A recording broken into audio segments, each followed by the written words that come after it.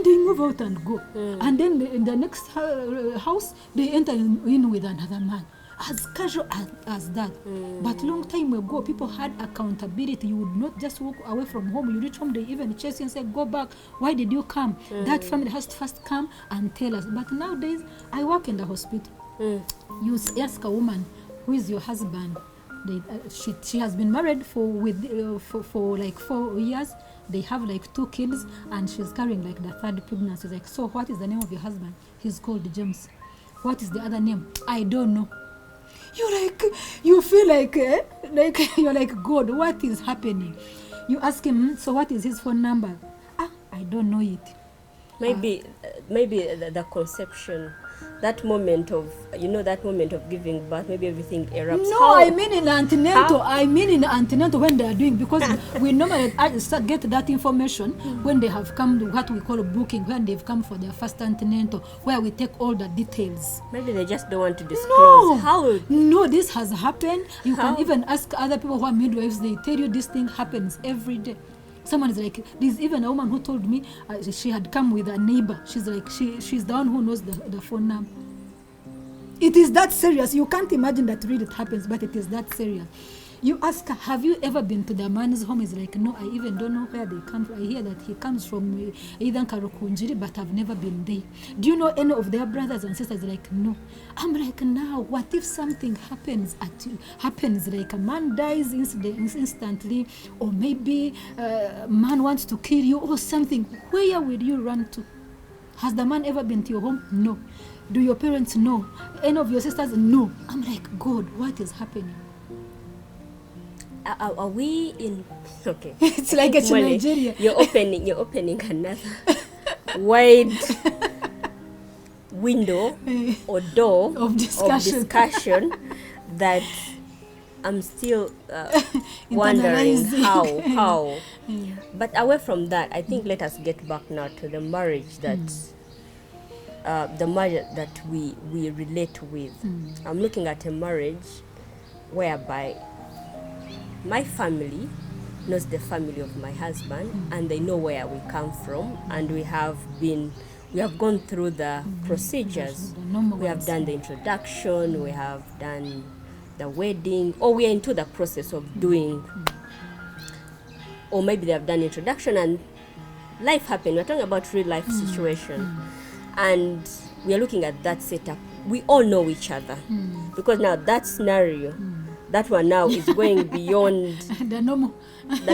Let us first concentrate on what everyone will relate with. This is marriage, and how do we build this foundation? How do we keep fueling of course, into our marriages and prioritizing? Priorities. I love the fact that life is filled with so many surprises.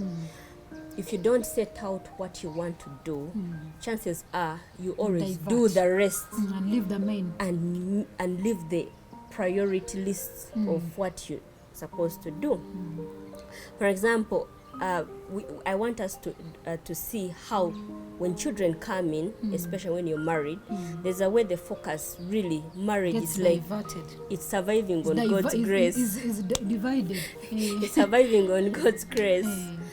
And there's nothing much that either we do. And I'm not talking that every marriage is like this. There's some people who are intentional about being married, and they really prepare themselves. And when you look through the percentage of those who prepare themselves, they are able to handle these challenges. They're able to see that, yes, some of us, we come from broken families. Like I always tell people that where I've come from, my family, where I'm coming from, is so unique and interesting, But making that decision, like, okay, this could have happened, but there's something I want better. Yes. There's something that we can work towards. There's something that we can work on to be different.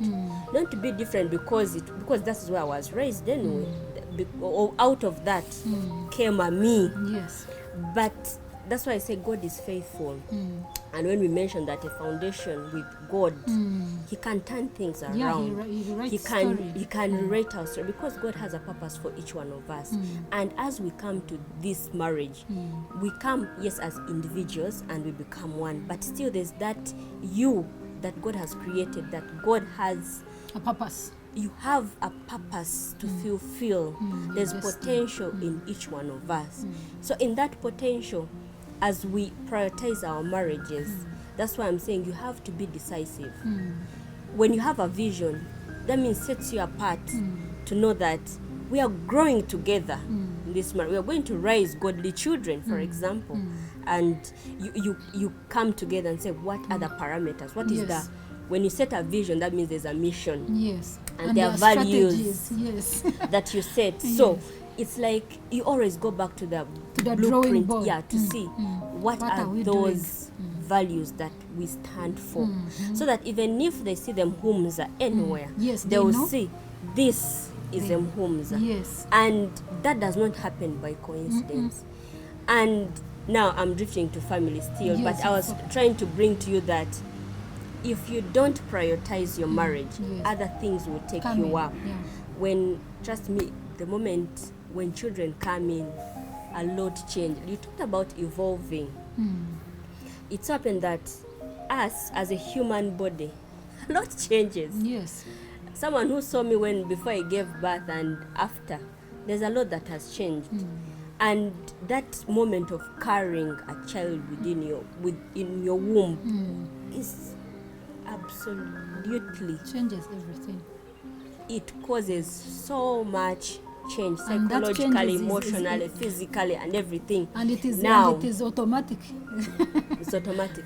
And now, because I don't want us to so much shift on a woman, because a woman change can be equally seen. Yes.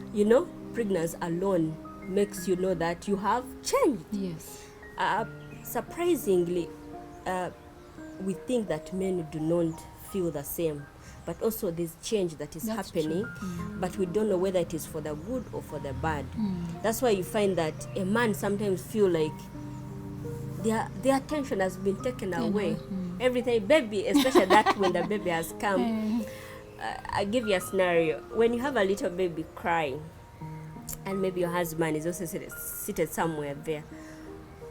If your husband says, "Oh, honey, help me maybe with something," and your baby immediately cries, You go. as a woman, intuition, our nature is to nurture. Our nature is to zoom to the little one who is crying, because we know we feel like we are the eyes, the ears, the everything to that. And sometimes when you give birth, I think for most men or husbands, they feel there's something that has totally changed.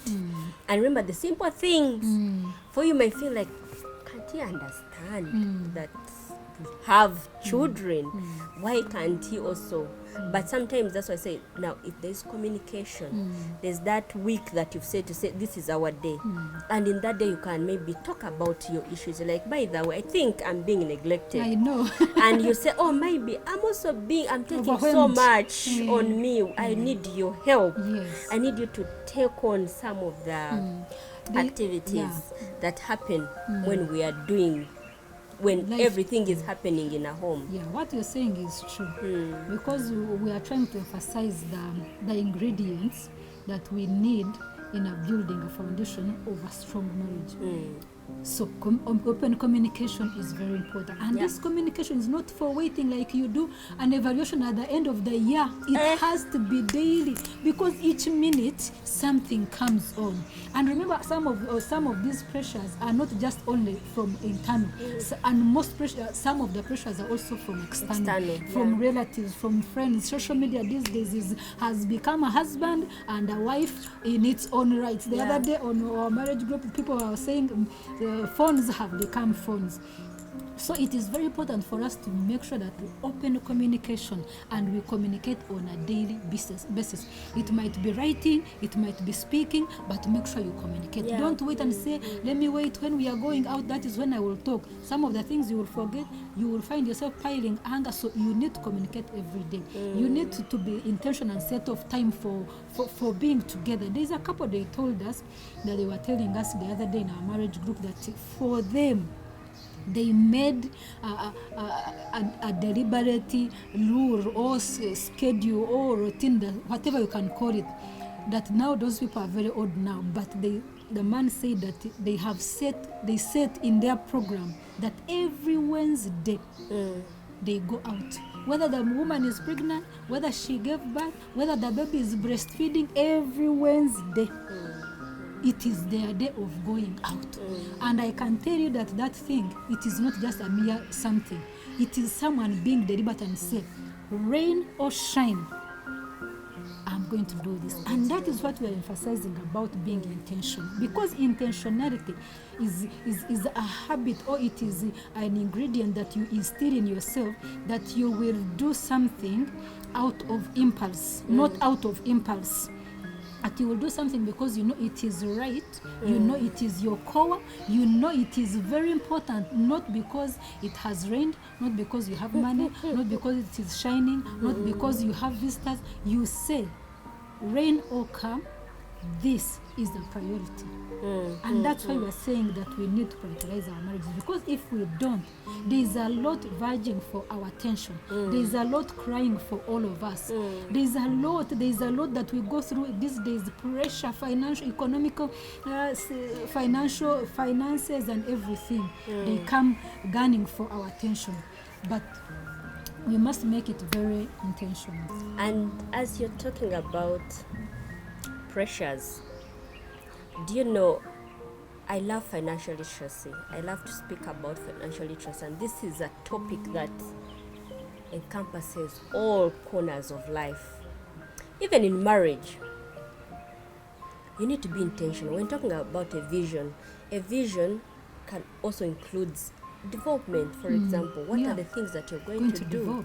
What investment are you going to work on? Do you know that most marriages have reached an age of breaking because of finances? Yes. When you mentioned about planning, if anything requires a financial aspect, plan for it. If you have an income, if I may ask, having a joint account as couples, as we talk about financial literacy, is one of the things that will help us to know what is happening in our finances. How can we plan better for our finances? Even if you set a time to say every Wednesday or whichever day that has a financial has a financial implication, have you planned for it? And even if finances are not, because we live in a point where you don't have finances, but have you planned? Even if finances are not there, what we have to have creative ways of spending time together. You can say to take a walk. You can say to just maybe go for an ice cream together. You can decide, but it's about being decisive. There's nothing that can be say, people be like, for me we don't have money. There's key aspects that we can think of. Time. You can utilize your time to build to keep building on the foundation. Time, quality time with your spouse. Knowing the love language of your spouse. If they love gifts, spend time to get to know what kind of gift can I give to my spouse. Maybe also having that time that is not interrupted by anything, by phones. No screen. Just no, Mama, I want tea. Mama, I want this. Then we have resources. Do our spouses enjoy our finances? As women, I always talk about finances as women. can also be good to plan and take your husband out. Why not? Yes, love is not from one corner. Your not from one husband today corner. takes you out, tomorrow you take them out. You plan. And even, you know, that the men feel nice when because there's a times when I tell my husband, today I want to buy you something, and he else is like, I sent a child or something like that. But you see the joy of knowing that you want. There's a time when I saw some shoe on Jimmy, I'm like, I want to buy you a shoe. It's like, you know, I know. I just told him that I'm going to pick some item from Jumia. I said it's a gift for you, and he was excited. And I liked when I gave it to him. He likes that shoe. He wears it almost every day. So it is very important for us to learn to invest in one another. Invest in their dreams. If someone is venturing into something, support them morally, support them financially, support them emotionally. Be the first person to celebrate them. Be their backbone. Be their cheerleader. That is how we build strong marriages. Pray together. Go out together. Do vacations together. People who do golf together. There are people who swim together. Get to know what your spouse likes. If they like swimming, go with them. If they like football, go and what. Even if you don't like football, for the sake of your husband, love is about getting out of your way, out of comfort zone, and doing what pleases the other person. Because that is what love is. We give what the other person wants, not what we want. So if we are going to be intentional, that is all compound in that. And you just mentioned giving. There's a saying that blessed is the one who gives than the one who receives. It's funny that when we're into this partnership, sometimes it can be one-sided. Yeah, you know, most one times. gives, another one just receiving. How about we all become intentionally And givers? you know the excuse people give? Us. That it is only him who is working. No. That's what God said. He has given us talents and gifts. I happen to be a homestay mom, but from that, I've also channeled ways on how I can be innovative, using my talent, using my expertise. So I do consultation on financial literacy, but also I do a bit of investment. So that can't be an excuse. Even if one person is working, one, like I mentioned, from that's why I say it comes from an agreement. He knows that I may not be having a daily income or a monthly income, but trust me, when that money comes of consultation, trust me, it has to be, everyone has to know, mommy today mommy is in charge. Today she got us.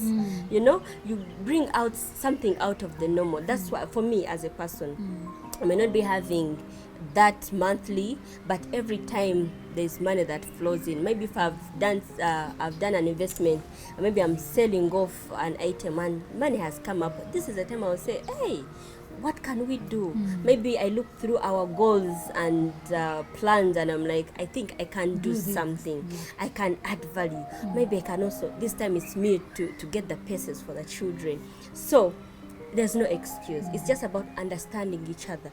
But the one thing I've noticed, even, it's not about money. It's about what you do with your money, what you plan to do with your money. Because there's some people who even have 2 streams of income, but everyone does their thing. No one even knows where your money goes. Now that, I think that has even caused more trouble, stress to the men, because how can you just be a receiver, honestly? I think we need to get back and see what can we do. They say that we should be we should be channels, not reservoirs. So rivers, we should be channels.